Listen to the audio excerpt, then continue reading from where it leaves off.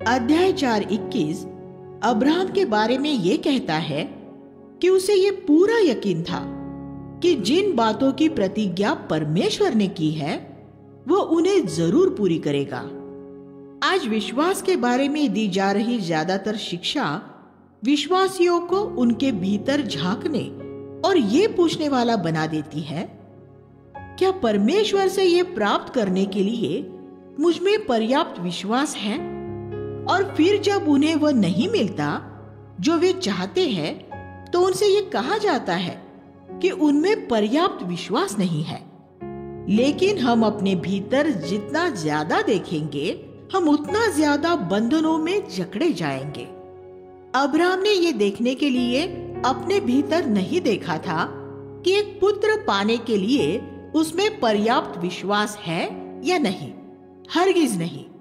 उसने ऊपर परमेश्वर की ओर देखा था और वह इस बात में आश्वस्त था कि जो प्रतिज्ञा परमेश्वर ने की है वह उसे पूरा करने योग्य है। विश्वास हमेशा ऊपर की तरफ देखना होता है, परमेश्वर की तरफ। विश्वास के बारे में लिखे उस महान अध्याय के बाद इब्रानियों 11 हमसे कहा गया है कि हम अपने विश्वास के कर्ता और सिद्ध करने वाले यीशु की तरफ देखें। इब्रानियों 12:2। सच्चा नई वाचा का विश्वास अपने स्वयं से अलग यीशु की तरफ देखता है। हमारे विश्वास का कर्ता, लेखक, वह जो विश्वास को हमारे हृदय पर लिखता है। हमारे विश्वास का प्रयोजन कभी हमारे भीतर नहीं पाया जाता। जो हम अपने से बाहर देखते हैं वही ये तय करता है कि हमारा विश्वास मजबूत है या कमजोर है। इस बात पर विचार कीजिए। अगर आपको एक मजबूत सीमेंट के पुल पर से एक नदी को पार करने के लिए कहा जाए तो उसे पार करने के लिए आपका विश्वास मजबूत होगा। लेकिन अगर आपसे उसी नदी को एक कमजोर बांस के पुल पर से पार करने के लिए कहा जाए तो आपके अंदर कोई विश्वास ही नहीं बचेगा। यहाँ आप ये देख सकते हैं कि आपके विश्वास का ऐसी किसी बात से कोई संबंध नहीं है जो आपके अंदर है। उसका संबंध नदी पर बने पुल की गुणवत्ता से है। आपका विश्वास निश्चित करने वाली वस्तु आपके बाहर है। एक मजबूत सीमेंट का पुल या एक कमजोर बांस का पुल। या इस बात पर विचार कीजिए, अगर आपसे ये कहा जाए कि आप अपना धन एक ऐसे बैंक में डाल दे जो विश्वास योग्य नहीं है, तो आप पाएंगे कि ऐसा करने के लिए आपके अंदर पर्याप्त विश्वास नहीं है। लेकिन आपके अंदर एक ऐसे मजबूत बैंक में अपना धन रखने के लिए विश्वास होगा जिसे सरकार ने मान्यता दी हुई है और जो बहुत सालों से अच्छा काम कर रहा है। फिर से आप ये देख सकते हैं कि आपके विश्वास का प्रयोजन आपके बाहर है। इसलिए जब आप बाइबल में परमेश्वर की प्रतिज्ञाओं के बारे में पढ़ें तो इन उदाहरणों को भी याद रखें। किसी को भी ये अनुमति न दे कि विश्वास के लिए वह आपको स्वयं आपके ही अंदर देखने वाला बना दे। ये न पूछे क्या मैं ये कर सकता हूँ, बल्कि ये पूछे क्या परमेश्वर मेरे लिए ये करेगा। अब्राहम ने ये विश्वास किया कि परमेश्वर ने उससे जो प्रतिज्ञा की है उसे पूरा भी वही करेगा। नई वाचा ऐसे ही विश्वास पर जोर देती है। विश्वास द्वारा विश्वास के लिए हम इसके बारे में पढ़ते हैं। हम में से बहुत लोगों में ये विश्वास होता है कि हमारे पाप क्षमा हो सकते हैं। वही परमेश्वर जो हमारे पाप क्षमा करता है हमें न्यायोचित भी ठहराता है। वह मसीह की धार्मिकता हम में आरोपित कर देता है। अब्राहम के बारे में यह लिखा है कि उसका विश्वास उसके लिए धार्मिकता गिना गया। पद 22, हमारा कोई काम हमें धर्मी नहीं बना सकता, लेकिन परमेश्वर मसीह की धार्मिकता हमारे खाते में डाल देता है। पद 6, अगर कोई मेरे खाते में 10 लाख रुपए उपहार के रूप में डाल दे तो मैं ये नहीं कह सकता कि मैंने उसे काम करके कमाया है। और अगर वह व्यक्ति जिसने मेरे खाते में 10 लाख रुपए डाले हैं एक भरोसेमंद व्यक्ति है, तो मैं बैंक में जाकर पुष्टि किए बिना ही उसकी बात मान लूंगा। इसलिए जब प्रभु कहता है मसीह की धार्मिकता तुझ में आरोपित कर दी गई है, तो हम भरोसा करते हैं। अगर हम परमेश्वर से ये कहें मैं तेरी बात पर भरोसा नहीं करता, तो ये परमेश्वर का बड़ा अपमान होगा। अगर आपके पिता आपसे कहे मैंने तुम्हारे खाते में कुछ पैसा डाला है, और आप ये कहे पिताजी मुझे आपकी बात पर भरोसा नहीं है, और अगर वह एक भरोसेमंद व्यक्ति है, तो ये उनका घोर अपमान होगा। इस वजह से ही अविश्वास नई वाचा में एक गंभीर पाप है। अगर हम परमेश्वर के वचन पर भरोसा नहीं करेंगे, तो हम भी परमेश्वर द्वारा हमारे लिए रखी बहुत सी बातों से चूक सकते हैं। मत्ती 13:58 में लिखा है कि एक जगह के लोगों के अविश्वास के कारण यीशु वहां सामर्थ के ज्यादा काम नहीं कर सका था। उन्हें मदद की जरूरत थी और यीशु उनकी मदद करने के लिए तैयार भी था, लेकिन वह फिर भी उनकी मदद नहीं कर सका क्योंकि उनका उसमें भरोसा नहीं था। न्यायोचित ठहराए जाने की आशीष। जब हम अध्याय 5 में पहुंचते हैं तो हम न्यायोचित ठहराए जाने की आशीषें देखते हैं। यह बहुत बार तुलनात्मक रूप में यह दिखाया गया है कि हम आदम द्वारा क्या पाते हैं और मसीह द्वारा क्या पाते हैं। एक मनुष्य के द्वारा पाप ने जगत में प्रवेश किया। पद 12, इसी तरह एक मनुष्य यीशु मसीह के द्वारा कृपा का दान बहुतों को प्रचुरता से मिला। पद 15, आदम में हम मरते हैं, मसीह में हम जीवित किए जाते हैं। हम सब ने आदम से विरासत में कुछ दुष्टता पूर्ण पाया है। जब हम पैदा हुए तो हमें दुष्टता सीखने की जरूरत नहीं पड़ी। बच्चों को झूठ बोलना, दूसरों से लड़ना या स्वार्थी होना सिखाना नहीं पड़ता। ये सब उनके अंदर ही होता है। आदम और यीशु के बीच की विषमता से हमें यह सीख लेना चाहिए। जिस तरह आदम से मिलने वाली हमारी विरासत संपूर्ण और कुल मिलाकर परिपूर्ण है, वैसे ही मसीह से मिलने वाली हमारी विरासत भी संपूर्ण और कुल मिलाकर परिपूर्ण हो सकती है।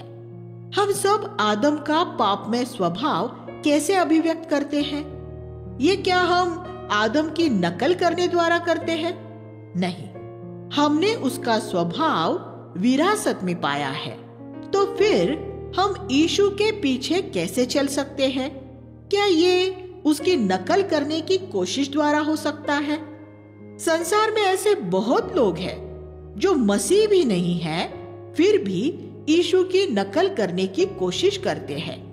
ऐसे मसीह भी हैं जो मसीह की नकल करने की कोशिश करते हैं। हमें आदम की नकल करने की कोशिश नहीं करनी पड़ती है और हमें मसीह की भी नकल करने की कोशिश नहीं करनी है। हम आदम के स्वभाव में सहभागी हुए थे और ये जरूरी है कि हम मसीह के स्वभाव में भी सहभागी हो। आदम ने हमें अपना पूरा स्वभाव दिया था और मसीह भी हमें अपना पूरा स्वभाव देगा, लेकिन ये इस पर निर्भर होगा कि हम अपने आप को उसके लिए कितना खोलते हैं। मसीही जीवन एक विश्वास का जीवन है, परमेश्वर पर निर्भरता का जीवन। वह हमें अपना स्वभाव देता है। ये नई वाचा का संदेश है। और बहुत लोग यही गलती करते हैं। वे सोचते हैं कि पवित्रता संघर्ष करने से और प्राप्त करने से सिद्ध करने से आती है। मसीही जीवन में संघर्ष तो जरूर है, इसमें लालसाओं को मारना है, लेकिन ये परमेश्वर के स्वभाव में सहभागी होने का परिणाम है। परमेश्वर का स्वभाव पाने के लिए माध्यम नहीं है। अगर हम ये सोचते हैं कि हम अपने अंदर एक ईश्वरीय स्वभाव तैयार कर सकते हैं, तो हम पागल हैं। हमने अपने अंदर आदम का स्वभाव तैयार नहीं किया था। हमें उसका चुनाव नहीं करना पड़ा, वह हमें विरासत में मिला था। हम परमेश्वर का स्वभाव भी विरासत में पा सकते हैं, लेकिन इस बार हमें चुनाव करना पड़ेगा। 5:10 में हम पढ़ते हैं, जब हम शत्रु ही थे और हमारा मेल परमेश्वर के साथ उसके पुत्र की मृत्यु के द्वारा हुआ, तो उससे बढ़कर मेल हो जाने पर हम अब उसके जीवन के द्वारा उद्धार भी पाएंगे। परमेश्वर से हमारा मेल हो जाने के बाद, हमारे सारे पाप क्षमा हो जाने के बाद और हमारे न्यायोचित ठहरा दिए जाने के बाद हम उद्धार पा सकते हैं उसके जीवन के द्वारा। परमेश्वर पृथ्वी पर हमारे लिए 2 तरह के उद्धार प्रस्तावित करता है। एक मसीह की मृत्यु के द्वारा, और ये हम पहले देख चुके हैं, लेकिन यहाँ वो उसके जीवन के द्वारा उद्धार पाने की बात करता है। ये उद्धार किस बारे में बताता है? मसीह की मृत्यु द्वारा हम पाप के दंड से उद्धार पाते हैं, और जो जीवन वह हमें पवित्र आत्मा द्वारा देता है, उससे हम पाप की शक्ति से उद्धार पाते हैं जब हम कृपा के अधीन होते हैं। अब हम अध्याय 6 पर पहुंचते हैं। अब जबकि परमेश्वर की कृपा की ऐसी भरपूरी है, तो हम क्या कहें? क्या हम पाप करते रहे कि कृपा की और ज्यादा भरपूरी हो? सुसमाचार का संदेश ये है कि यीशु बुरे से बुरे पापी को बचाने आया, और ये कि उद्धार एक मुफ्त उपहार है जिसे अर्जित नहीं किया जा सकता। तब कुछ लोग फिर ये कह सकते हैं, अच्छा, फिर तो हम जैसा चाहे वैसे जी सकते हैं। ऐसे लाखों मसीह हैं, प्रचारक भी, जो इस आत्मा के अनुसार आचरण करते हैं, क्योंकि उन्हें कृपा के बारे में गलतफहमी हो गई है। इस वजह से ही बहुत लोग व्यभिचार और लोभ में पड़ जाते हैं। ऐसे पाप जिनमें पुरानी वाचा के नबी भी नहीं गिरे थे। क्या एलिया ने व्यभिचार किया था? क्या यूहन्ना बपतिस्मा और एलीशा, जो सभी व्यवस्था के अधीन थे, पैसे के पीछे भागे थे? नहीं, लेकिन फिर भी कृपा के अधीन रहने का दावा करने वाले बहुत से मसीही अगुवे उन नबियों के जीवन के स्तर से एक बहुत नीचे स्तर पर जीते हैं। ऐसा क्यों है? ऐसा इसलिए है क्योंकि उन्हें कृपा के बारे में गलतफहमी हो गई है। व्यवस्था की अधीनता में वे इजरायली पाप के प्रति बहुत गंभीर थे। कृपा की अधीनता में हमें पाप के प्रति और भी ज्यादा गंभीर होने की जरूरत है। जब हम कृपा के अधीन आ जाते हैं, तो हमारा मनोभाव ऐसा हो जाता है, हम जो पाप के लिए मर चुके हैं, अब उसमें अपना जीवन कैसे बिता सकते हैं? पद 2, हम बपतिस्मा द्वारा उसकी मृत्यु में सहभागी हुए हैं। पद 3, बपतिस्मा दफनाया जाना है। पद 4, वो पानी का छिड़काव नहीं, दफनाया जाना है। जब आप एक व्यक्ति को दफनाते हैं, तो उस पर मिट्टी को छिड़कते नहीं है, बल्कि उसको उस मिट्टी के नीचे दबा देते हैं। बपतिस्मे में जब एक व्यक्ति को पानी के नीचे दफनाया जाता है और फिर खड़ा किया जाता है, तो वह अपने पुराने जीवन की मृत्यु और नए जीवन में जी उठने की साक्षी देता है। पुराना मनुष्य पाप करने की इच्छा मसीह के साथ सूली पर चढ़ा दी गई है, और अब वो मर के खत्म हो गई है। नया मनुष्य अब पाप नहीं करना चाहता। वो गिर सकता है क्योंकि शरीर में लालसाएं अब भी मौजूद है, लेकिन अब वो पाप करने की लालसा नहीं करता। जब यीशु सूली पर मरा तो उसके साथ हमारा पुराना मनुष्य भी मर गया। हम ये कैसे जानते हैं? उसी तरह जिस तरह हम ये जानते हैं कि यीशु ने सूली पर हमारे पाप उठा लिए हैं। परमेश्वर का वचन ऐसा कहता है और हम उस पर विश्वास करते हैं और फिर हमें उसका अनुभव होता है। जब मसीह मरा तो उसने हमारे सारे पापों की सजा सही। हम में से किसी ने उसे मरते हुए नहीं देखा, फिर भी हम ये विश्वास करते हैं कि वो मरा और हमने उसकी क्षमा का अनुभव पाया है। परमेश्वर का वही वचन ये कहता है कि हमारा पुराना मनुष्य पाप करने की इच्छा मसीह के साथ सूली पर मर चुका है और हम ये स्वीकार करते हैं। जैसे हमें अपने पापों की तब तक क्षमा नहीं मिल सकती जब तक हम ये स्वीकार नहीं करते कि हमारे पाप सूली पर मसीह के ऊपर लादे गए थे, वैसे ही हम तब तक पाप के लिए नहीं मरे जाने की वास्तविकता का अनुभव नहीं पा सकते जब तक हम ये स्वीकार नहीं करते कि वह सच है। ये कोई ऐसा काम नहीं है जो हमें करना है। परमेश्वर ने हमारे पुराने मनुष्य को पहले ही सूली पर मार डाला है। पुराना मनुष्य शरीर से भिन्न है।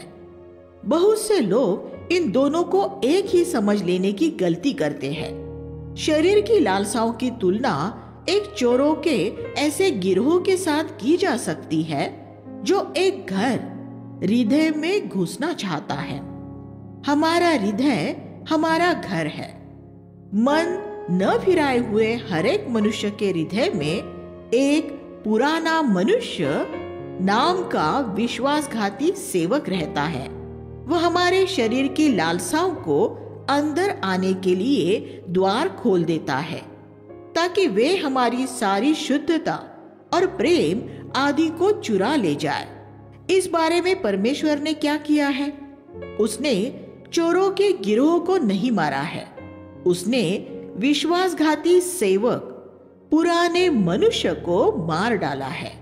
इस वजह से ही आपके बपतिस्मा पाने के बाद भी आप उतने ही प्रलोभित होते हैं जितने बपतिस्मा लेने से पहले होते थे, क्योंकि चोर अभी जिंदा है। आपके शरीर की लालसाएं नहीं मरी है, लेकिन आपका पुराना मनुष्य मर गया है। वह सेवक जो द्वार खोल देता था अब वास्तव में नया जन्म पाए हुए सभी लोगों में मर चुका है। अगर मैं आपसे जो नया जन्म पाए हुए हैं ये पूछूं, क्या आप अब भी पाप करना चाहते हैं? तो आपका जवाब यही होगा, नहीं, मैं अब कभी पाप नहीं करना चाहता। ये इसलिए है क्योंकि आपका पुराना मनुष्य मर चुका है, लेकिन चोर अब भी रोज आते हैं। असल में हमारा नया जन्म पाने के बाद चोर और ज्यादा गुस्से से भरकर हमारे हृदय में घुसने के लिए लालायित होते हैं। फिर विश्वासी पाप में कैसे गिर जाते हैं?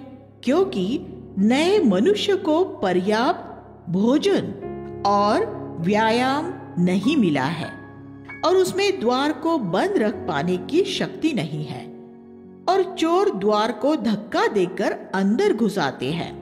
अगर आप परमेश्वर का वचन नहीं पढ़ेंगे और उस पर पर्याप्त चिंतन मनन नहीं करेंगे, और अगर परमेश्वर का वचन आपके अंदर बसा हुआ नहीं होगा, या अगर आप पवित्र आत्मा से भरे हुए नहीं होंगे, तो आप में शरीर की लालसाओं को बाहर रख पाने योग्य शक्ति नहीं होती।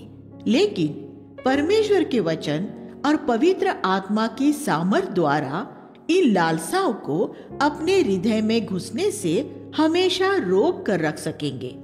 यहाँ ऐसा लिखा है, अपने आप को मरा हुआ, पाप के लिए मरा हुआ समझो। पद 11। फिर पाप का आपके जीवन पर कोई अधिकार नहीं रहेगा। जब परमेश्वर ये कहता है, तुम्हारा पुराना मनुष्य मसीह के साथ सूली पर चढ़ाया जा चुका है, तो आप इस बात को स्वीकार करें और इस पर विश्वास करें। आप कहते हैं, प्रभु, जैसे मैंने ये स्वीकार किया है कि मसीह मेरे पापों के लिए मरा है, वैसे ही मैं ये भी स्वीकार करता हूँ कि मेरा पुराना मनुष्य सूली पर मर गया है और मैं पाप के लिए मर गया हूँ। इस दिन के बाद से मैं अपने आप को पाप के लिए मृतक और मसीह के लिए जीवित समझूंगा। प्रतिदिन इस तरह जीने के लिए हमें पवित्र आत्मा की सामर्थ की जरूरत है और इसलिए आगे फिर उस कृपा के बारे में लिखा है जो पवित्र आत्मा हमें देता है।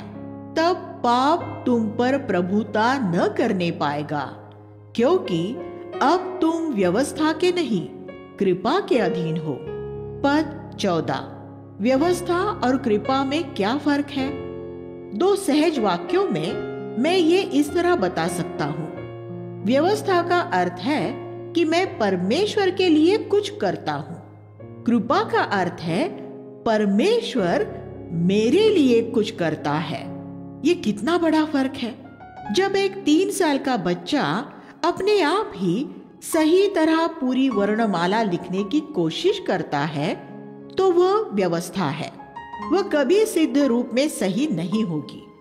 जब उसका पिता उसका हाथ पकड़कर वर्णमाला लिखता है और उसमें कोई गलती नहीं होती, तो ये कृपा है। लेकिन अगर बच्चा हठीला है और वो कहता है, नहीं, मैं आपको अपना हाथ नहीं पकड़ने दूंगा, तो फिर वह अवश्य ही गलतियां करता रहेगा। पुरानी वाचा में लोग व्यवस्था के अधीन थे और वे सब कुछ अपने आप करते थे। इस वजह से ही वे बहुत सी गलतियां करते थे और उनमें से सर्वश्रेष्ठ लोग भी हर समय पाप करते रहते थे। लेकिन कृपा की अधीनता में परमेश्वर हमारी मदद करने की प्रतिज्ञा करता है। लेकिन हम इतने घमंडी और स्वावलंबी होते हैं कि हम परमेश्वर को अपना हाथ नहीं पकड़ने देते। अगर आप अपने स्वर्गीय पिता को अपना हाथ पकड़ने देंगे तो आप गलती नहीं करेंगे। उसके अधीन हो जाए और उसके आगे अपने घमंड को तोड़ दे, फिर पाप आप पर राज नहीं कर पाएगा। पाप, अनजाना पाप, फिर भी आपके शरीर में बसा रहेगा, लेकिन वो आप पर राज नहीं कर पाएगा। ये ऐसा ही है जैसे एक राजा का राज छीनकर उसे दास बना दिया गया हो। प्रभु की स्तुति हो। 3 आत्मिक विवाह। अध्याय 7 एक ऐसे व्यक्ति की बात करता है जो पाप पर जय पाने की और एक पवित्र जीवन जीने की अभिलाषा रखता है, लेकिन जो ये सही तरह समझ नहीं पाता कि वो ऐसा जीवन कैसे जी सकता है। पवित्र आत्मा यहाँ विवाह के चित्र को इस्तेमाल करता है। पद 4। जब तक हमने मन नहीं फिराया था, तब तक हमारा विवाह पुराने मनुष्य से हुआ था। हमारे मन फिराव के बाद हमारा विवाह मसीह से होने की जगह हम व्यवस्था से विवाह करने की गलती करते हैं। पाप पर जय पाने की खोज करते समय हर एक विश्वासी ये गलती करता है। वह पहले अपनी ही ताकत से पाप पर जय पाने की खोज करता है। ये व्यवस्था से विवाह करना है। अध्याय 6 और 7 में हम 3 आत्मिक विवाह देखते हैं। पहला पुराने मनुष्य के साथ, दूसरा व्यवस्था के साथ और अंततः मसीह के साथ। पुराने मनुष्य की तुलना एक ऐसे दुष्ट पति से की जा सकती है जो अपनी पत्नी को मारता है, उसे एक वेश्या बना देता है और उसकी जिंदगी और खुशी का नाश कर देता है। ये चकनाचूर स्त्री इस दुष्ट पति से मुक्त होने के लिए छटपटाती रहती है। एक दिन वह पति, पुराना मनुष्य, मर जाता है वह नया जन्म पा लेती है। अब वह दूसरा विवाह करने के लिए मुक्त है, लेकिन मसीह से विवाह करने के बजाय वह उससे विवाह कर लेती है जो मसीह जैसा नजर आता है। व्यवस्था सिद्ध है और वह सच्ची सिद्ध धार्मिकता की मांग करती है, इसलिए उसे मसीह समझ लेना आसान होता है। व्यवस्था पुराने मनुष्य की तरह नहीं है। उसके द्वारा उसकी पत्नी को किसी तरह मारा पीटा या सताया नहीं जाता, लेकिन वह सिद्धता चाहता है। आपको हर सुबह 6 बजे उठ जाना होगा। मेज पर 8 बजे नाश्ता तैयार होना चाहिए। 8:01 नहीं, बल्कि ठीक 8 बजे। ये सिद्धता है। घर का हर एक कोना बिल्कुल स्वच्छ और व्यवस्थित होना चाहिए। जूते हमेशा उनकी सही जगह पर होने चाहिए और कपड़ों में धुलाई के बाद कोई दाग नहीं रहना चाहिए और उनमें एक सही तरह इस्त्री होनी चाहिए। व्यवस्था आपको कुछ भी बुरा करने के लिए नहीं कहता, लेकिन आप में से कितनी बहनें ऐसे अच्छे पुरुष से विवाह करना चाहेगी जो जीवन के हर एक क्षेत्र में ऐसी सिद्धता चाहता हो? पुराने मनुष्य से विवाह करने के बाद व्यवस्था से विवाह कर लेना अब ऐसा लगेगा जैसे आसमान से गिरे और खजूर में अटके। वह एक अच्छा पुरुष है, लेकिन वह हर बात में उसकी मर्जी को एक सिद्ध रूप में पूरी होते हुए देखना चाहता है। वह किसी बुरी बात के लिए आग्रह नहीं करेगा, लेकिन आप हर समय उसके स्तर पर रहते हुए काम नहीं कर सकते। फिर आपको यह एहसास होता है कि आपने एक गलत पुरुष से विवाह कर लिया है। तो अब आप क्या कर सकते हैं? व्यवस्था, परमेश्वर की व्यवस्था कभी नहीं मर सकती। ये एक ऐसा पति है जो स्वस्थ और शक्तिशाली है और जो हमेशा जीवित रहेगा। विवाहित स्त्री अपने पति के जीवित रहते व्यवस्था से बंधी है। 7:2। इसलिए अब स्त्री ये आशा छोड़ देती है कि वह अब अपने जीवन में कभी खुश रह सकेगी। फिर परमेश्वर कुछ अद्भुत काम करता है। वह स्त्री को मरने देता है और इस तरह विवाह की प्रतिज्ञा टूट जाती है। पहली बार पति, पुराना मनुष्य मरा था, अब पत्नी, आप मर जाते हैं।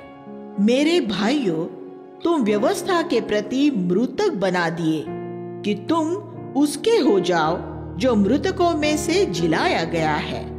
7:4। अब जबकि आप मसीह के साथ मर चुके हैं, तो आप व्यवस्था से बंधे हुए नहीं हैं और परमेश्वर ने आपको मृतकों में से जीवित किया है ताकि आप मसीह के साथ विवाह कर सके। ये तीसरा विवाह है और ये महिमा से भरा है। लेकिन मसीह भी बहुत कठोरता से अपनी इच्छा पूरी करवाता है। वह भी व्यवस्था की तरह सिद्ध है और कहता है, नाश्ता सुबह 8:01 नहीं, बल्कि 8 बजे ही मेज पर होना चाहिए। सब कुछ स्वच्छ और व्यवस्थित होना चाहिए। घर एकदम साफ सुथरा होना चाहिए आदि। उसके स्तर व्यवस्था के स्तरों से एक अंश भी नीचे नहीं है। असल में वे उनसे ऊंचे हैं। व्यवस्था सिर्फ ये कहती है, व्यभिचार मत कर, लेकिन मसीह कहता है, तू अपने हृदय में किसी स्त्री की लालसा मत कर। लेकिन मसीह और व्यवस्था में एक बड़ा फर्क है। मसीह कहता है, आओ हम साथ मिलकर नाश्ता बनाते हैं, तू और मैं। वह सब कुछ हमारे साथ मिलकर साझेदारी में करना चाहता है। मान लीजिए कि आप उन अक्षम पत्नियों में से एक है जो सुबह का नाश्ता दोपहर 1 बजे से पहले तैयार ही नहीं कर सकती, तो प्रभु आपको दोषी नहीं ठहराएगा और उस तरह अस्वीकार नहीं कर देगा जैसे व्यवस्था कर देती है। वह कहता है, कोई बात नहीं, हम साथ मिलकर काम करते रहेंगे और तुम सुधरती और बेहतर बनती जाओगी और प्रभु आपके साथ मिलकर काम करता रहेगा। और कुछ दिन बाद आप नाश्ता सुबह 11 बजे तक तैयार करने लगेगी। प्रभु कहता है, वाह क्या बात है, हम दोपहर 1 बजे से सुबह 11 बजे तक आ गए हैं। हम अब इन दिनों में से एक दिन सुबह 8 बजे तक जरूर पहुंच पाएंगे। हम सिद्धता की ओर बढ़ते जाएंगे। अगर आप कपड़े धोने के क्षेत्र में कमजोर हैं और कपड़ों पर दाग लगे रह जाते हैं, तो प्रभु कहता है, कोई बात नहीं, हम इस क्षेत्र में भी साथ मिलकर काम करेंगे। अगली बार जब आप उसकी मदद से कपड़े धोएंगी, तब आप ये पाएंगी कि कपड़ों पर रह जाने वाले दाग कम हो गए हैं और प्रभु आपके साथ मिलकर काम करने के लिए तब तक संकल्पबद्ध है जब तक कि धुले हुए कपड़ों पर एक भी दाग न रह जाए। वह आपके साथ मिलकर तब तक काम करता है जब तक आप सिद्धता प्राप्त नहीं कर लेते। क्या आप देख सकते हैं कि वह अपनी दुल्हन के साथ कैसे काम करता है? वह व्यवस्था की तरह सिर्फ आज्ञाएं नहीं देता है, वह हमारे साथ मिलकर काम करता है। हम उसके सहकर्मी हैं। यीशु इस तरह पति है, लेकिन विधिवादी मसीही नियमों और अधिनियमों के अनुसार अपने जीवन बिताते हैं और इसके परिणाम स्वरूप वह लगातार एक आत्मदोष, दुख और बंधन की मनोदशा में रहते हैं और वे अपने नियमों को अपने आसपास के लोगों पर थोपने द्वारा उनके जीवनों को भी दुखद बना देते हैं और उन्हें भी बंधनों में जकड़ देते हैं। लेकिन परमेश्वर के बच्चों को महिमा की स्वतंत्रता में रहना है। 8:21 अध्याय 7 के अंतिम भाग में पौलुस उस संघर्ष के बारे में बात करता है जो हमारे नए जन्म के बाद हमारे भीतर शुरू होता है।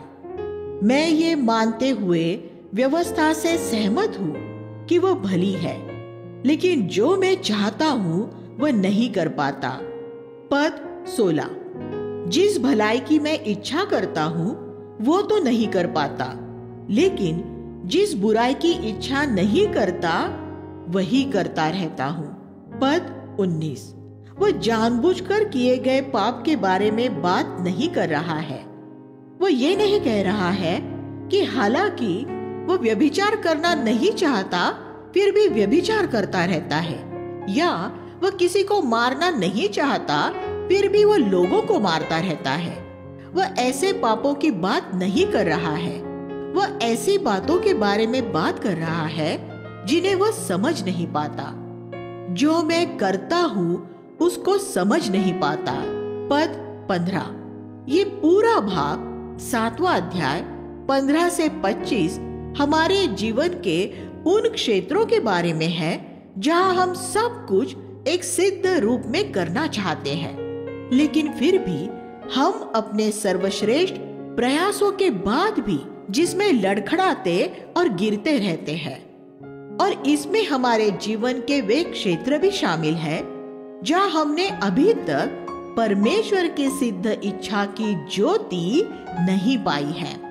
उदाहरण के लिए मान लीजिए कि आप एक ऐसे व्यक्ति हैं जिसे बहुत गुस्सा आता है, लेकिन आप एक सुबह ये फैसला करते हैं, मैं रोज अपनी पत्नी और बच्चों पर बहुत गुस्सा करता हूँ, लेकिन आज मैं ऐसा नहीं करूंगा। और आप इस बात के प्रति पूरे निष्ठावान हैं। आप गुस्सा करना नहीं चाहते, लेकिन फिर अचानक ऐसा कुछ हो जाता है कि आप अपने गुस्से पर काबू नहीं रख पाते। तुरंत ही आपको इस बात का अफसोस भी होता है। ये ऐसा पाप नहीं है जो आपने करना चाहा था। आप इसमें बिल्कुल भी गिरना नहीं चाहते थे, लेकिन फिर भी गिर गए। ये आपका पुराना मनुष्य नहीं है, ये आपका नया मनुष्य है जिसमें इतना बल नहीं है कि वह शरीर की लालसाओं के खिलाफ द्वार को बंद रख सके। ऐसे बहुत से अच्छे काम हैं जो हम करना चाहते हैं, लेकिन हम ये पाते हैं कि हम उन्हें कर नहीं पाते और हमारे दिन के अंत में हमें पछतावा होता है। हम अपनी आंखों से लालसा नहीं करना चाहते, लेकिन निर्बलता के एक क्षण में हम गिर जाते हैं। मैं कैसा अभागा मनुष्य हूँ, मुझे इस मृत्यु की देह से कौन छुड़ाएगा। पद 24। हम ऐसे जीवन से कैसे मुक्त हो सकते हैं? क्या इससे मुक्त होने का कोई रास्ता है? हाँ, प्रभु का धन्यवाद हो कि इससे मुक्त होने का रास्ता है। हमारा शरीर हमेशा पाप करता रहना चाहेगा, लेकिन हमारे मन और इच्छा सिर्फ परमेश्वर की आज्ञा का पालन करने में ही लगे रहेंगे। पद 25। आत्मा की व्यवस्था। अध्याय 8 में हम पाप से मुक्ति पाने की बात 3 कालों में पढ़ते हैं: भूत, वर्तमान और भविष्य। सबसे पहले हम पाप के दंड से मुक्ति पाते हैं, कोई दंड की आज्ञा नहीं। पद 1। फिर हम पाप की शक्ति से मुक्ति पाते हैं। पद 2 से 17। और अंततः हम एक दिन पाप की उपस्थिति से भी मुक्ति पा लेंगे। पद 18 से 25। पद 2 में हम 2 व्यवस्थाओं के बारे में पढ़ते हैं: पाप और मृत्यु की व्यवस्था गुरुत्वाकर्षण के सिद्धांत की तरह काम करती है, हमें हमेशा नीचे की ओर खींचती है। इस व्यवस्था से हमें आत्मा की व्यवस्था मुक्त करती है। आत्मा की व्यवस्था मूसा की व्यवस्था की तरह आज्ञाओं की एक ऐसी सूची नहीं है जो ये कहती है तुझे ये करना है और तुझे ये नहीं करना है आदि।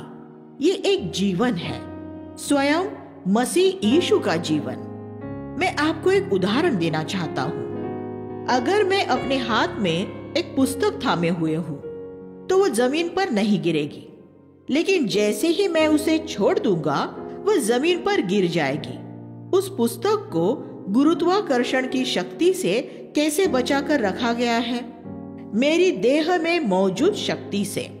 मेरी शक्ति गुरुत्वाकर्षण की शक्ति पर जय पाती है और पुस्तक को गिरने से बचाती है। प्रभु भी हमें इसी तरह गिरने से बचाता है। यहूदा 24। हमें पवित्र आत्मा द्वारा अपना जीवन देकर। जब तक हम उसे अपने आप को थामे रहने की अनुमति देंगे, तब तक मसीह यीशु में जीवन की व्यवस्था हमें पाप और मृत्यु की व्यवस्था में गिरने से बचाए रखेगी। हम इस तरह से ही जय पाने वाले बनते हैं। पाप में न गिरने का हम क्या श्रेय ले सकते हैं, जबकि वह प्रभु है जिसने हमें थामा हुआ है। मुझे उतना ही श्रेय मिल सकता है जितना हाथ में थामी हुई उस पुस्तक को मिल सकता है जिसे मैंने उठा रखा है, लेकिन जैसा उस पुस्तक के मामले में नहीं है, जिसके पास चुनाव करने का अधिकार नहीं है। मुझे प्रभु के साथ सहयोग करने का चुनाव करना पड़ता है, क्योंकि हम सब की अपनी एक इच्छा शक्ति है। हम प्रभु के हाथ में से कूदकर निकल जाने का फैसला कर सकते हैं और फिर हम निश्चय ही गिरेंगे। लेकिन अगर हम पूरी तरह से प्रभु के अधीन हो जाए तो वह हमें गिरने से बचाए रखेगा। इसलिए मैं ये नहीं कह रहा हूं कि एक विश्वासी कभी नहीं गिरेगा। मैं ये कह रहा हूं कि एक विश्वासी को गिरने की जरूरत नहीं है। रोमियो 8:28 कहता है, जो परमेश्वर से प्रेम रखते हैं उनके लिए वह सब बातों द्वारा भलाई उत्पन्न करता है, अर्थात उन्हीं के लिए जो उसके द्वारा बुलाए गए हैं। सुसमाचार हमें मसीह में एक अद्भुत स्थिति में पहुंचाता है। हमारी शुरुआत पापियों के रूप में होती है और सबसे पहले हम पापों की क्षमा पाते हैं। फिर परमेश्वर हमें उसकी दृष्टि में धर्मी, सही घोषित करता है। फिर हम पाप पर जय पाने वाले बनते हैं और फिर व्यवस्था और एक विधिवादी आत्मा से मुक्त होकर हम पवित्र आत्मा में जीवन में प्रवेश करते हैं। अध्याय 7 में मैं, मुझे, मेरा का बहुत बार उल्लेख हुआ है।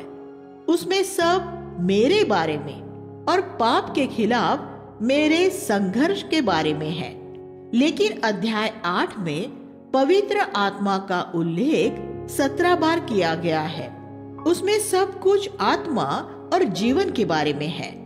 जब हम पवित्र आत्मा की अधीनता के इस जीवन में पहुंच जाते हैं, तब हमारा पिता हमारे जीवन के हर एक हालात में काम करने लगता है कि फिर सब कुछ मिलकर हमारी अनंत भलाई के लिए काम करे। अगर दूसरे लोग हमें कुछ नुकसान पहुंचाने की भी कोशिश करते हैं, तो परमेश्वर उसे भी लेकर हमारी भलाई के लिए इस्तेमाल करता है। 8:28 ये वास्तव में एक अद्भुत सुसमाचार है। अगर हम रोमियो 8:28 में विश्वास करेंगे, तो हम पृथ्वी पर अपने बाकी के जीवन में कभी भी लोगों और हालातों से नहीं डरेंगे। हम इस डर में नहीं जिएंगे कि हमारे साथ कोई दुर्घटना हो जाएगी, हमें कैंसर हो जाएगा, हमें गैर मसीही कट्टरपंथियों द्वारा कुछ नुकसान पहुंचाया जाएगा या और कुछ भी, क्योंकि हमारा स्वर्गीय पिता अपनी प्रभु सत्ता में सब बातों और सब लोगों को अपने वश में रखता है। सब बातें मतलब सब बातें। इस वजह से ही हम सब बातों के लिए हमेशा परमेश्वर को धन्यवाद दें। इफिसियों 5:20। अगर रोमियो 8:28 में ये लिखा होता, परमेश्वर ज्यादातर बातों में हमारे लिए भलाई उत्पन्न करता है, तब इफिसियों 5:20 को इस तरह पढ़ा जाता, ज्यादातर बातों में परमेश्वर को धन्यवाद दो। और 1 थिस्सलुनीकियों 5:18 इस तरह पढ़ा जाता, ज्यादातर बातों में परमेश्वर को धन्यवाद दो। लेकिन क्योंकि रोमियो 8:28 में ये लिखा है, परमेश्वर सब बातों में हमारे लिए भलाई उत्पन्न करता है, इसलिए हम हमेशा और सब बातों के लिए धन्यवाद दे सकते हैं। अगर हम अपने जीवन प्रभु को सिर्फ 90% ही देंगे, तो फिर हमारे साथ होने वाली 90% बातों के लिए ही प्रभु को धन्यवाद दे सकेंगे, क्योंकि फिर हमारे बाकी के 10% जीवन या तो स्वयं हमारे या शैतान के वश में होंगे। रोमियो 8:28 नई वाचा की अद्भुत प्रतिज्ञाओं में से एक है, और वो एक परिपूर्ण रूप में हमारे सामने आने वाली हमारे जीवन की हर एक परिस्थिति के बारे में है। मैंने स्वयं व्यक्तिगत रूप से इसमें विश्वास किया है और अब तक अनेक वर्षों से इसकी भलाई में जीता आया हूँ। ये पद एक पानी की छन्नी की तरह है। अगर आप एक पानी की छन्नी में एक ओर से गंदा पानी डालेंगे, तो दूसरी ओर से साफ पानी निकलेगा। इसी तरह अगर कोई हमें नुकसान पहुंचाना चाहेगा, तो वही बात हमारी भलाई के लिए काम करेगी। अगर एक पानी की छन्नी पानी को सिद्ध रूप में शुद्ध कर सकती है, तो सर्वसामर्थी परमेश्वर निश्चित रूप में सब बातों को सिद्ध रूप में हमारी भलाई करने वाला बना सकता है। अगर हमारा इस बात पर विश्वास होगा, तो हम अपने पूरे जीवन भर रोमियो 8:28 की छन्नी में रह सकते हैं। लोग चाहे हमारा भला करे या बुरा, सब कुछ मिलकर अंततः हमारी भलाई के लिए ही काम करेगा, हमेशा। 1959 में नया जन्म पाने के बाद से आज तक कोई व्यक्ति मुझे अब तक कोई नुकसान नहीं पहुंचा सका है। बहुत लोगों ने मुझे नुकसान पहुंचाने की कोशिश की है। लोगों ने मेरे बारे में और मेरी शिक्षा के बारे में झूठी बातें फैलाने की कोशिश की है और मुझे यहाँ वहां फंसाने की कोशिश की है। जब मैं सुसमाचार के सत्य के लिए खड़ा हुआ, तो बहुत लोगों ने मुझसे घृणा की है और मुझे अदालत में घसीट ले गए हैं। लेकिन उनमें से कोई मुझे वास्तव में नुकसान नहीं पहुंचा सका है, क्योंकि मैं रोमियो 8:28 में परमेश्वर की प्रतिज्ञा की छन्नी में रहता हूँ। इसलिए प्रभु से कह दे, प्रभु पृथ्वी पर तेरी इच्छा पूरी करने और जैसे तू रहा वैसे ही रहने के अलावा मेरी दूसरी कोई महत्वाकांक्षा नहीं है। मेरी ऐसी कोई अभिलाषा नहीं है कि मैं धन, सम्मान, ख्याति या चैन आराम के पीछे जाऊं। मैं प्रतिदिन बस तुझे प्रसन्न करना चाहता हूँ और मैं इन बातों में अपने आप को लगातार जांचते परखते रहना चाहता हूँ। तब सब बातें मिलकर आपकी भलाई के लिए काम करेगी। और उस भलाई का उल्लेख अगले पद रोमियो 8:29 में किया गया है कि आप ज्यादा से ज्यादा स्वयं यीशु की समानता में बदलते जाएंगे। सर्वशक्तिशाली परमेश्वर इससे बढ़कर आपके लिए दूसरी कोई भलाई नहीं कर सकता। लेकिन अगर आपके अपने छुपे हुए उद्देश्य है तो रोमियो 8:28 की प्रतिज्ञा आपके लिए नहीं है। मसीहों के विशाल जनसमूह रोमियो 8:28 की भलाई में नहीं रहते, क्योंकि उनके जीवनों के लिए उनकी अपनी योजनाएं हैं और परमेश्वर से वो सिर्फ इतना चाहते हैं कि वह आकर उन्हें आशीष देता रहे। लेकिन जो सिर्फ परमेश्वर की इच्छा के खोजी है, वे आगे बढ़ते हुए ये कह सकते हैं, अगर परमेश्वर हमारे पक्ष में है तो हमारे विरोध में कौन हो सकता है। पद 31, जिनके पक्ष में परमेश्वर हो उनका सामना कोई नहीं कर सकता। परमेश्वर उन्हें उदारता से सब कुछ देता है। पद 32, उन पर दोष लगाए जाते समय मसीह उनकी मध्यस्थता करता है। पद 34, और परमेश्वर के प्रेम से उन्हें कोई अलग नहीं कर सकता। इस व्यवस्था में होना कितनी आशीष भरी बात है। ऐसे विश्वासी हर एक परिस्थिति में जयवंत से भी बढ़कर होते हैं। पद 37, परमेश्वर की प्रभु सत्ता, सच्ची धार्मिकता और विश्वास योग्यता। अध्याय 9 से 11 में हम इज़राइल और कलीसिया के साथ परमेश्वर के व्यवहार के बारे में पढ़ते हैं। अध्याय 9 परमेश्वर की प्रभु सत्ता के बारे में है। अध्याय 10 परमेश्वर की सच्ची धार्मिकता के बारे में है और अध्याय 11 का संबंध परमेश्वर की विश्वास योग्यता के बारे में है। ये 3 अध्याय इज़राइल के साथ परमेश्वर के व्यवहार का उदाहरण देते हुए हमें ये दिखाते हैं कि परमेश्वर हमारे साथ कैसा व्यवहार करता है। अध्याय 8 31 से 39 में विश्वास, साहस और सामर्थ की जबरदस्त अभिव्यक्ति के बाद उसका मुख्य उद्देश्य हमें नम्र और दीन करना होता है, क्योंकि बातें हमें आसानी से घमंड करने वाला बना सकती है। इसलिए अध्याय 12 में बढ़ने से पहले हमें नम्र और दीन करने के लिए अध्याय 9 से 11 की जरूरत है। अध्याय 9 में हम देखते हैं कि परमेश्वर प्रभु सत्ता संपन्न सर्वशक्तिशाली परमेश्वर है। ये बात हमें नम्र और दीन कर देती है, क्योंकि हमें ये समझ आ जाता है कि हमें इसलिए नहीं चुना गया है कि हम अच्छे हैं। हम अपनी सोच समझ के उस छोटेपन के वजह से भी नम्र और दीन हो जाते हैं, जिसमें परमेश्वर की सर्वसत्ता के साथ हमारी मुक्त इच्छा का मेल मिलाप करने के बिल्कुल योग्य भी नहीं है। अध्याय 10 में हम देखते हैं कि परमेश्वर धर्मी है।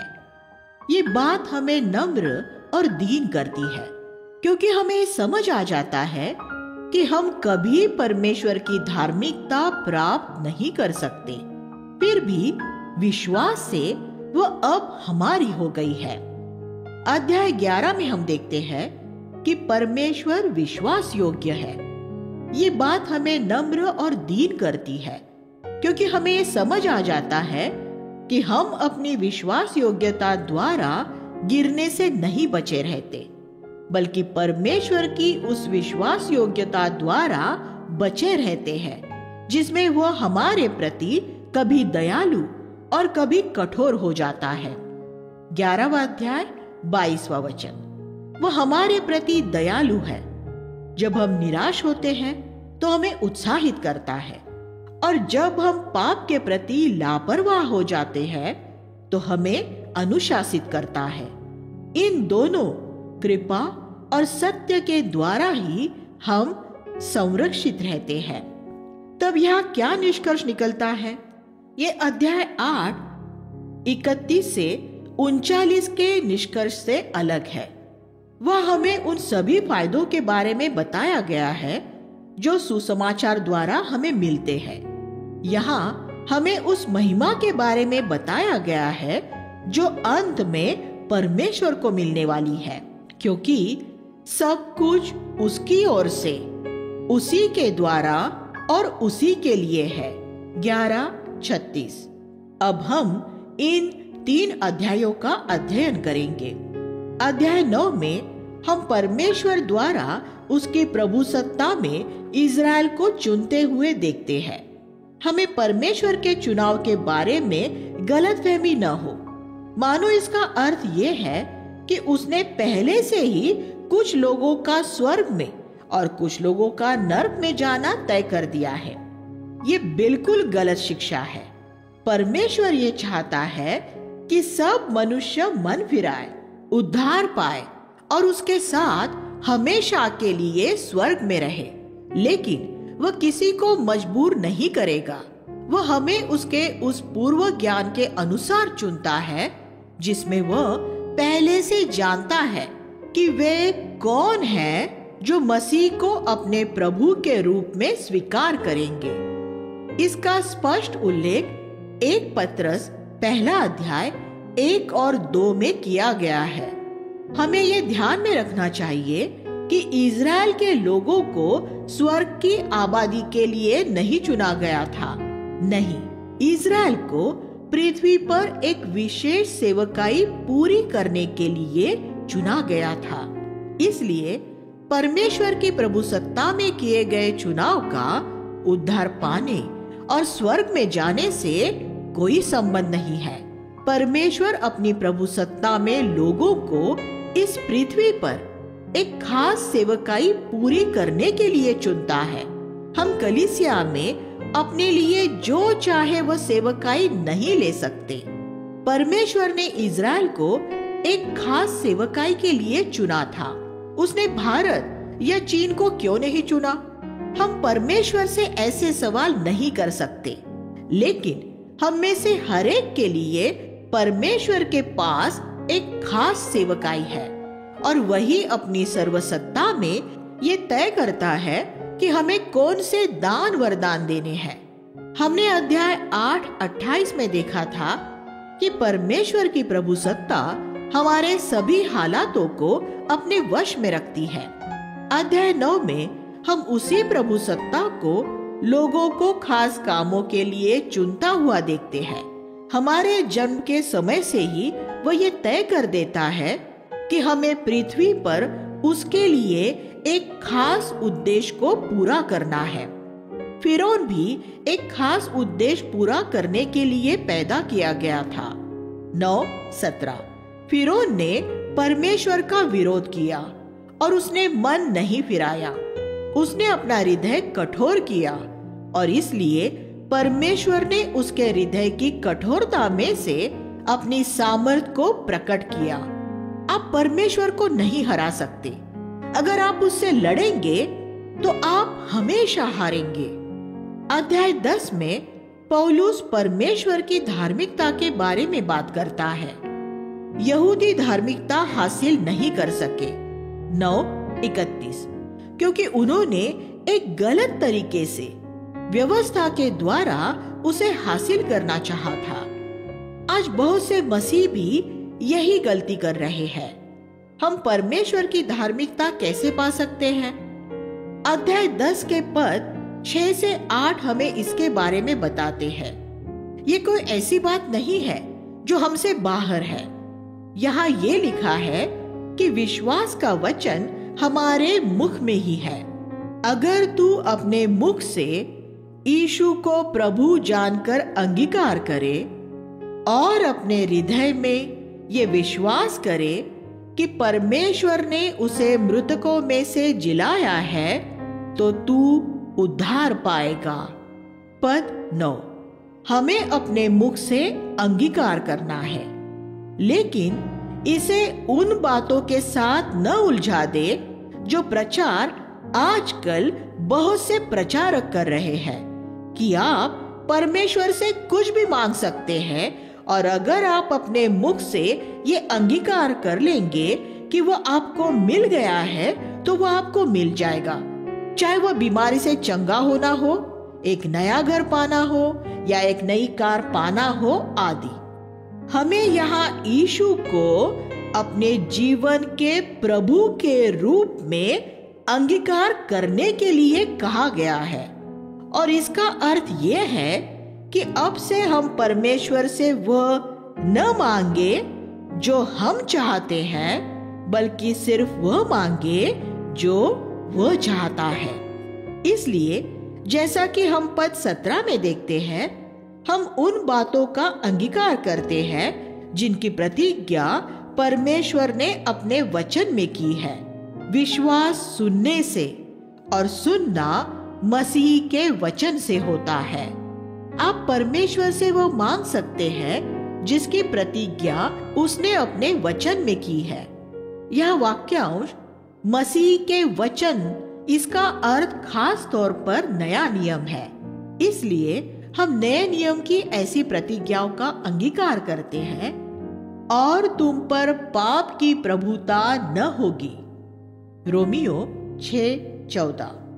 और फिर वे हमारे जीवन में एक वास्तविकता बन जाते हैं।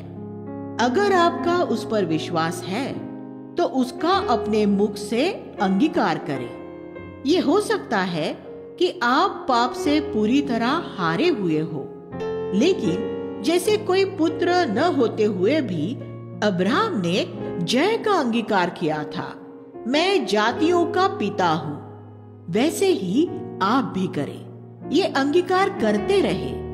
अब वह दिन दूर नहीं जब पाप की मुझ पर कोई प्रभुता न होगी, और एक दिन वह एक वास्तविकता बन जाएगी। अध्याय 11 परमेश्वर की विश्वास योग्यता की बात करता है। हमें कहा गया है कि हम सिर्फ इस वजह से घमंडी न बन जाए क्योंकि परमेश्वर हमारे प्रति भला बना रहा है, इसलिए अभिमानी न हो, बल्कि भयमान, क्योंकि परमेश्वर ने अगर स्वाभाविक डालियों को नहीं छोड़ा तो क्या वह तुझे छोड़ देगा। पद 20 और 21। ये हो सकता है कि हम परमेश्वर के पेड़ का हिस्सा हो और बाद में हमें काट दिया जाए। हमें ये चेतावनी पवित्र शास्त्र में बार बार दी गई है। देखिए लूका 11:35 और इब्रानियों 3:12 आदि। इस काटे जाने की वजह हमेशा घमंड होता है। जो नम्रता और दीनता की दशा में रहते हैं उन्हें डरने की कोई जरूरत नहीं है। हमारा प्रत्युत्तर क्या हो। अध्याय 12 ऐसे अनोखे सुसमाचार और परमेश्वर की जबरदस्त दया को देखते हुए हमारा प्रत्युत्तर क्या होना चाहिए। सबसे पहले हमें अपनी देह एक जीवित बलि के रूप में परमेश्वर को अर्पित करनी चाहिए। पद 1 परमेश्वर को हमारे धन की जरूरत नहीं है, उसे हमारी देह की जरूरत है। पुरानी वाचा की होम बलि की तरह हमें अपनी देह ये कहते हुए अर्पित करनी चाहिए, प्रभु ये ले मेरी आंखें, मेरी जीभ, मेरे हाथ, मेरे पैर, मेरे कान, मेरी शारीरिक अभिलाषाएं, मैं सब तेरी वेदी पर रख देता हूं। फिर हमें अपने मन नए किए जाने के लिए उसे दे देने चाहिए। पद 2 ये तब होता है जब हम अपने मन को परमेश्वर के वचन से भरने देते हैं। हम में से बहुत से लोगों की गंदे विचार आने की एक गंभीर समस्या होती है। ऐसा क्यों होता है? क्योंकि बीते समय में हमने अपने मनों को सांसारिक तौर तरीकों से सोचने के लिए इस्तेमाल किया था। अब परमेश्वर हमारे सोचने के तरीके को बदलना चाहता है ताकि हम उस तरह से सोचें जैसे वो सोचता है। इस तरह हमारा मन धीरे धीरे नया होता जाता है। हमारा नया जन्म होते ही हम फौरन वैसे सोचने वाले नहीं हो जाते जैसे सब बातों के बारे में परमेश्वर सोचता है, लेकिन उस क्षण से वो हमारे सोचने के तरीके को बदलना चाहता है कि धीरे धीरे हम सब बातों को वैसे ही देखने वाले हो जाए जैसे वो देखता है। क्या हमने धन को उस तरह देखना शुरू कर दिया है जैसे परमेश्वर देखता है? क्या हमने स्त्रियों को संसार के पुरुषों की तरह नहीं बल्कि इस तरह देखना शुरू कर दिया है जैसे परमेश्वर देखता है? संसार या तो उन्हें तुच्छ समझता है या उनकी भोग विलास के लिए लालसा करता है। परमेश्वर इनमें से एक भी नहीं करता। क्या हमने अपनी शत्रुओं की तरफ ऐसे देखना शुरू कर दिया है जैसे उन्हें यीशु ने देखा था? सांसारिक लोग अपने शत्रुओं से घृणा करते हैं, लेकिन यीशु उनसे प्रेम करता था। हमारे मनों को हर एक क्षेत्र में नया होना जरूरी है। हम जैसे जैसे परमेश्वर के वचन को पढ़ते और उसका आज्ञा पालन करते हैं, वैसे वैसे हमारे मनों को नया करने द्वारा पवित्र आत्मा हमें मसीह की समानता में बदलता जाता है। बदलाव पहले भीतरी स्तर पर होता है। इस संसार के अनुरूप न बनो। पद 2 हमें सिखाता है कि सांसारिकता हमारे मनों में से शुरू होती है। बहुत लोग ये सोचते हैं कि एक सांसारिकता एक व्यक्ति के कपड़े पहनने के तरीके में पाई जाती है, लेकिन ऐसा नहीं है। वह पहले हमारे मन में रहती है। हम बहुत सामान्य कपड़े पहनने के बाद भी धन से बहुत प्रेम करने वाले हो सकते हैं।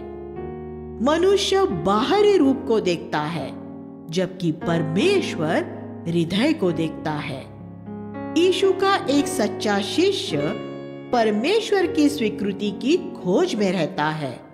अपनी देह और अपने मन को परमेश्वर को सौंपने के बाद ही ऐसा होता है कि हम अपने जीवन के लिए परमेश्वर की सिद्ध इच्छा को जान पाते हैं। पद 2 अध्याय 12 में आगे बढ़ते हुए पौलुस हमें मसीह की देह के निर्माण के बारे में बताता है। सुसमाचार का लक्ष्य व्यक्तिगत उद्धार नहीं, बल्कि एक देह का हिस्सा होना है, जहां हम परमेश्वर द्वारा दिए गए दान वरदान इस्तेमाल करते हैं। नबूवत, सेवा कार्य आदि। सिर्फ 1 कुरिन्थियों 12 में ही नहीं, यहाँ भी पवित्र आत्मा के दान वरदानों का उल्लेख किया गया है। पद 6 से 8 यहाँ एक ऐसे वरदान का उल्लेख है जिसकी खोज में शायद ही कभी कोई मसीह रहता है। उदारता का दान, कलीसिया में गरीब लोगों और परमेश्वर के काम के लिए धन देने का वरदान।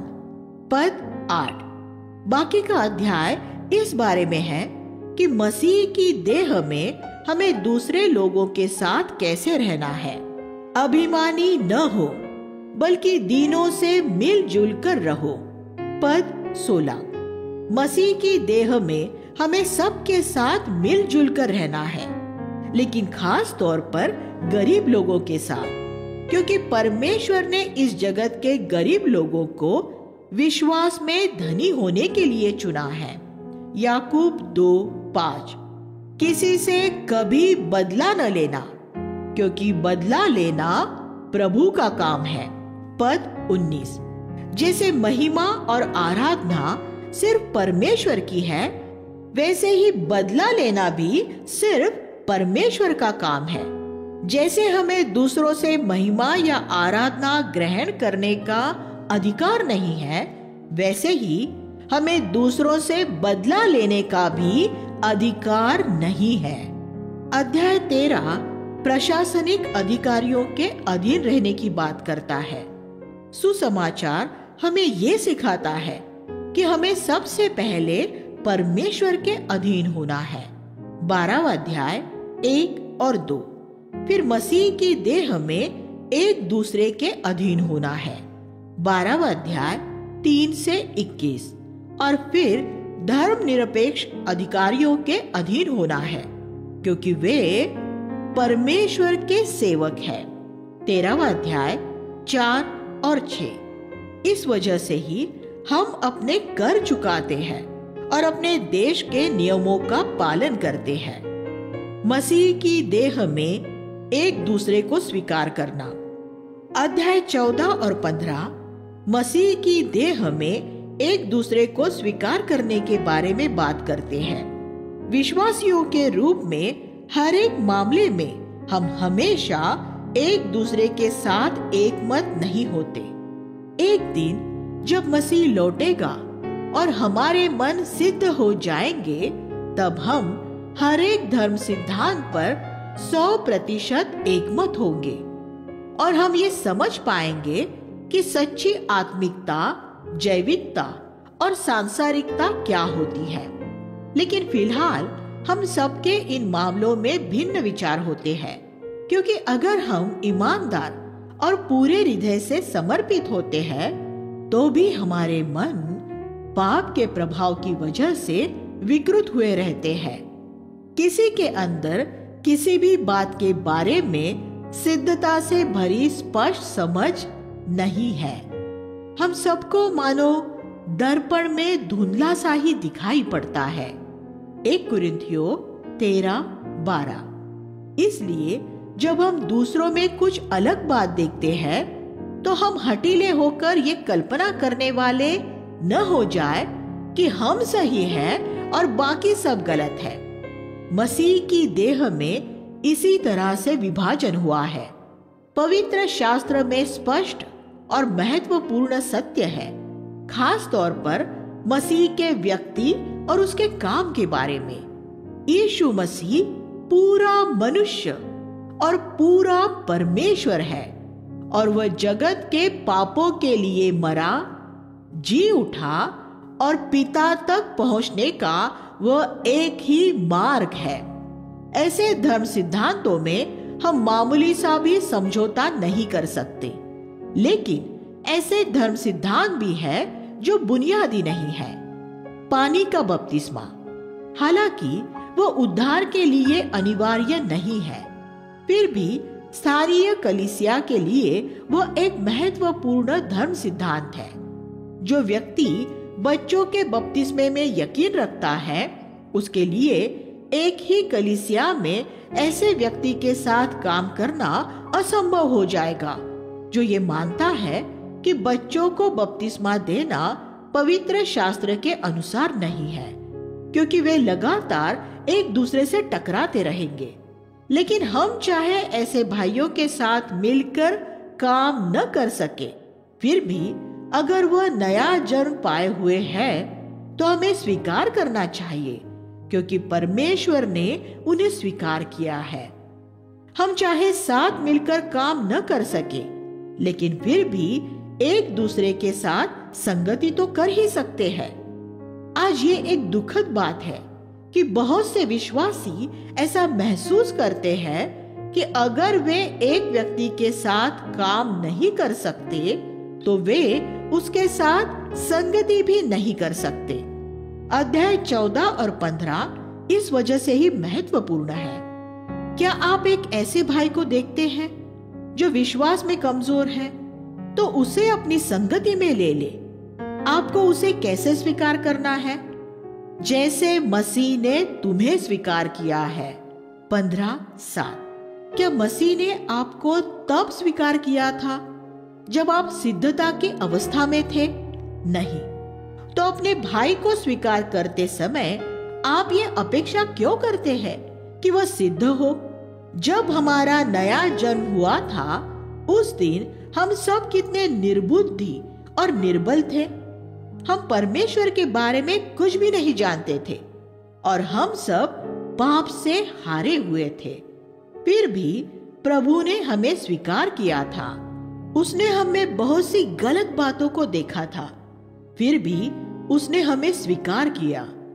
अगर हम उन्हें स्वीकार नहीं करेंगे जिन्हें परमेश्वर ने स्वीकार किया है, तो हम गर्व से भरे हैं और अपने आप को स्वयं परमेश्वर से भी ज्यादा आत्मिक समझ रहे हैं। झूठे पंथ इसी तरह तैयार होते हैं, सिर्फ गलत धर्म सिद्धांतों से ही नहीं, बल्कि परमेश्वर के दूसरे बच्चों के प्रति गलत मनोभाव से भी। हमें मसीह की देह में दूसरों को स्वीकार करने के लिए अपने मामूली नियमों और कानूनों को आधार नहीं बना लेना चाहिए। तू अपने भाई पर क्यों दोष लगाता है? 14:10 क यह एक बाहरी काम है। तू अपने भाई को क्यों तुच्छ जानता है? 14:10 ख यह एक भीतरी मनोभाव है। हमें इन दोनों से बचना चाहिए जिन्हें परमेश्वर ने स्वीकार किया है। जब हमारे हृदय भी इतने बड़े हो जाते हैं कि हम उन्हें वैसे ही स्वीकार कर ले जैसे वे हैं, तब हम सुसमाचार की पराकाष्ठा पर पहुंच जाते हैं। हम मसीह की देह में दूसरों के साथ एक चित्त होकर और एक स्वर में परमेश्वर की महिमा करते हैं। 15:6 अंतिम अध्याय 16 में पौलुस की ओर से रोम के विभिन्न विश्वासियों के लिए अभिवादन शामिल है। रोम की कलीसिया में 5 घरेलू कलीसियाएं थी। पद 5 से 15 वे सब एक विशाल कलीसिया के रूप में एक बड़े भवन में इकट्ठे नहीं होते थे। रोम की कलीसिया बड़ी थी, लेकिन वे छोटे छोटे समूहों में विभिन्न घरों में संगति करते थे।